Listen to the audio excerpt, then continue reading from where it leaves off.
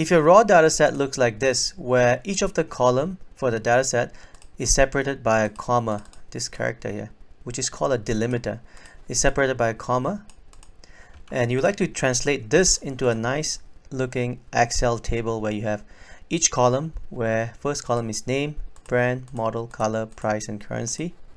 These are the simple steps you have to take. First, go to the very first row of your raw data and you press hold and press shift control down. This will select all your raw data set. Once that's done, you go to a data tab here on top, text to column.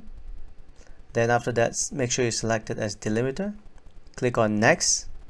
Then our delimiting character is comma, right? We have already established that. And you can see as soon as you select that on a preview window here, they show you what the table is going to look like. Next, click on next. After that, let's keep all our target cell as general for now.